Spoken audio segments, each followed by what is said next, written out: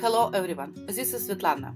Welcome to another Altenew video. This video is made for this month, which is March 2018 Inspiration Challenge. Here you can see the inspirational picture and color scheme for this challenge. For my card, I took the inspirational picture almost literally, as you can see, creating a tulip field scene on my card. I will be starting off by blending Frayed Leaf, Forest Glaze and Evergreen Dye Inks onto a solar white panel. I will be creating a gradient blending using these inks, working from the lightest color to darkest. On the first run, so to speak, I don't worry a lot about smooth blending and perfect result. After I blended these three inks over the whole panel, I'm kind of going to the opposite direction and smoothing out the edges between each pair of colors. Next, I will go ahead and die cut the cube cover die out of this panel. I will be using the Tulip Stamp Set to make the tulips for my card. First, I'm stamping their heads. To speed up the stamping process, I'm stamping all available tulips from the set at the same time.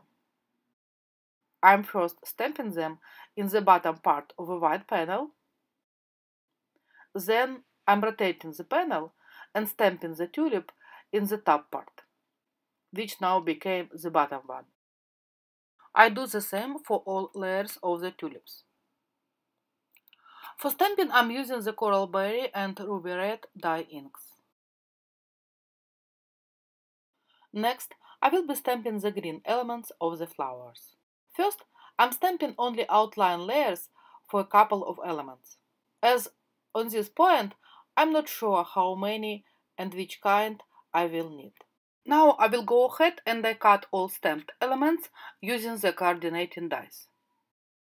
I made a card base out of a green cardstock of a similar shade to my panel, and now I'm planning out the card design, deciding if I need to make more elements. Also, for one leaf on the stem, I've stamped all layers to see what looks better, a traditional layered element or just an outline stamped on white. Initially, I wanted to try making green elements like that, just outlines stamped in green on white. I ended up not liking this idea and went the traditional way. So, I needed to add layers to already die cut elements, which was quite easy to do by inlaying them into their corresponding negative spaces to hold the die cuts in place. I'm stamping the layers using the Forest Glaze and Evergreen Dye Inks. Once I had all the elements ready, I'm adhering my tulip heads to the green elements. I'm making the final arrangement on the panel and then adhering all flowers onto it. I stamped a sentiment from the Halftone Hearts Stamp Set using the Evergreen Dye ink, and I cut it using the matching die.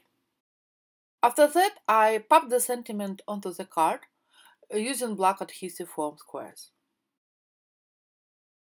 And I did the same for the panel, mounted it using black foam adhesive. I went with the black foam in this case as the background of the card is on a darker side and the black foam adhesive is almost not visible if you tilt the card, for example, while a white foam would be definitely seen. This is one of my biggest pet peeves in card making. Okay, so lastly I added several white crystals onto the card